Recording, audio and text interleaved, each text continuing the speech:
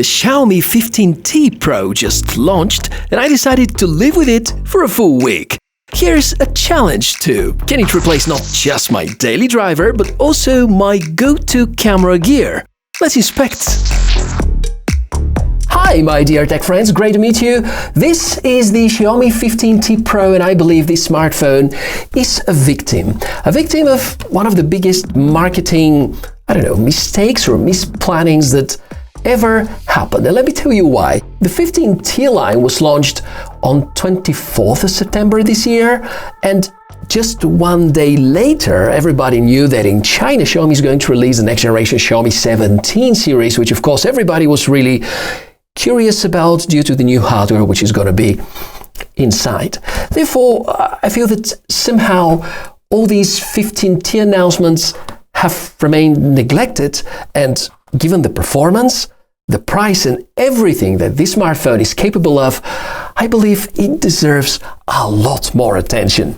The very first thing you're gonna notice about the Xiaomi 15T Pro is how slim it feels in the hand. It's surprisingly lightweight, with a profile that's thinner than most other flagships I've tried recently. The display is not only bright and sharp, but there's something about the tuning that makes it incredibly gentle on the eyes. You can stare at it for hours without discomfort. The camera stack is positioned in a way that I personally appreciate, makes it easier for me to attach my portable ND filter clamp when shooting video outdoors. Small detail, but for creators like me, that's a big win. Xiaomi also introduced a few new color options this time, and they genuinely feel fresh. Combined with the matte finish, it strikes a balance between being beautiful to look at and practical to hold, less slippery than a glass-heavy flagship. Overall, this might just be one of the most beautiful and practical Android smartphones of the year. But the real question is, how does it cope with long-term everyday abuse? Therefore, let's talk about the cameras, huh? Over the past week, I've shot a few hundred photos and took a bunch of videos with the 15T Pro in every possible condition I could think of. Daylight, portraits, night shots, zoom, video, you name it, it's there. The results? The photos are quite great overall. The processing is powered by the ISP inside the Dimensity 9400 Plus, and you can tell details are crisp, shutter lag is almost non-existent, and side by side with other top flagships, the Xiaomi often captures a little more fine texture. What makes this even better is that Xiaomi is reusing the same main sensor that we saw on the Xiaomi 15 earlier this year, but now it is not only coming at a better price, it also benefits from months of firmware and software improvements. That alone makes this camera feel more polished than many expected. Of course, the Leica partnership continues here, and the biggest impact you're going to notice is the photo filters. You can pick between normal look or the Leica-styled classic. Personally, I find myself always preferring the Leica Vibrant option, just adds character and film-like tonality that is tough to replicate elsewhere. These already are some shots from the ultra-wide camera. As you would guess, it's not quite on the same level, it's solid but not flagship leading. Could be pretty great at daytime, but it's going to struggle at night. But what is most interesting here is the telephoto. Uses a Samsung sensor, the same that you're going to find on phones like the OnePlus 13R and even the regular Xiaomi 15, but here, Xiaomi went with a periscope setup which gives extra reach. That's also why the camera looks slightly twisted to the side when you look at it. Clever engineering, even if the sensor itself isn't top of the line. The macro shots also benefit from that telephoto. Results are surprisingly usable and much better than those dedicated low-res macro sensors that we're still seeing in mid-range phones. And here the biggest contribution is the optical image stabilization. And of course, a bit of a vlogging test with the idea to torture the camera a little bit with the sunshine right behind me. And by the way, this Xiaomi smartphone supports 4K recording on the front camera, and now your task is to let me know how you feel about the microphone quality. On the video side, Xiaomi has stepped things up massively. Each rear camera supports 4K at 60 frames per second, while the main sensor can push all the way up to 8K. Stabilization on the main camera is absolutely lovable, smooth and cinematic in daylight, does get shakier once the lights go down, but it's still a big improvement over the last T-series generation. I feel that Xiaomi have finally taken the T-series and their cameras seriously. It's not just the Leica branding, it's not just the fact that we have optical image stabilization for the main sensor and the telephoto. The overall performance and everything about the camera feels a lot smoother, refined, and better, and probably is the first time where I'm ready to pick the T Pro camera over the camera setup of the regular Xiaomi 15 series, because I clearly believe that this belongs to the Premier League. And let me throw this back at you. Look at these two samples and let me know which photo do you prefer, the one on the left or the one on the right. Hit the pause, look at all these details and let me know in the comments. When it comes to everyday use, the 15T Pro strikes a pretty nice balance. Let's start with the battery. At 5,500 mAh, it's not the largest pack we've seen this year. And yes, HyperOS has a reputation for not always being the most battery-friendly, and still, the screen on times so far have been remarkable. Even after heavy camera use and gaming, I usually end the day with around 20% left. Decent and enough to challenge the endurance of a regular Xiaomi 15 Pro. Charging is fast too. The phone supports 67-watt wired charging, though sadly there is no charger in the box anymore. You can top it up wirelessly as well, which adds a lot of convenience. In practice, going from nearly empty to 80% happens in well under half of an hour, which is very usable for real life. The display is another highlight. Xiaomi went with another improved AMOLED panel that's not just smooth, but also supports up to 144 Hz and is incredibly bright outdoors.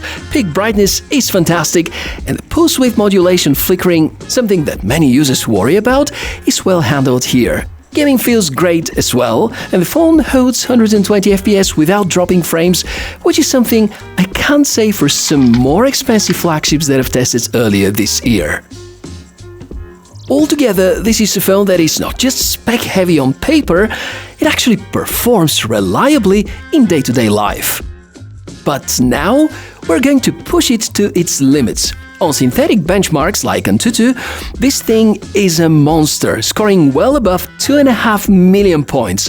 That's performance in the league of the most reputable smartphones to date.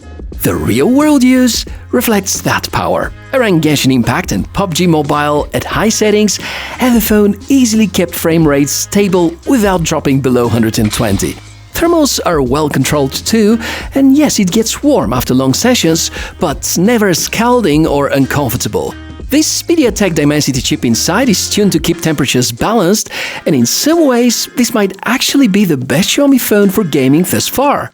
The only spec some people may raise an eyebrow at is the RAM.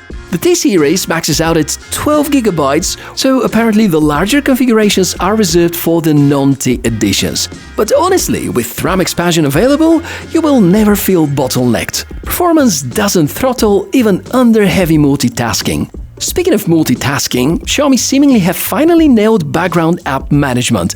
At the time of this review, HyperOS is tuned to keep most apps alive in the background, unlike the famous lately Nothing OS, which is notorious for aggressively killing them. Here, you can switch between apps, run split screens, or keep your browser open while gaming without losing your progress.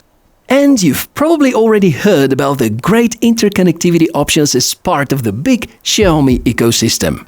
Yeah, now the topic is software, because hardware is only half of the story.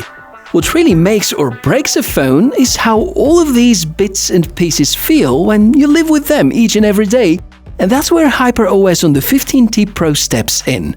First off, Xiaomi has committed this device to be among their priority phones for software updates, meaning that it should get new versions, security patches and feature improvements ahead of many others. That's a good sign of long-term support. In daily use, HyperOS feels polished and customizable. You will spot a fair amount of built-in customization settings, such as themes, icon packs, gesture tweaks, control over transparencies and animations. Some of these are deeply nested, but once you dig in, you can tailor the interface to your own style and preference. On the AI front, Xiaomi layers in a few new features that are worth highlighting: the AI speech recognition, the AI interpreter, there's an AI search, which is multimodal, dynamic wallpapers, and AI writing, which provides help with text composition, summarization, and brainstorming. One thing to call out is bloatware, because yes, there are a few pre-installed apps you might never really use or need, but good news, most of them can be removed or suspended, minimizing clutter. In terms of smoothness and responsiveness, the system feels very snappy. Animations are fluid, swipes, transitions, and gestures respond instantly.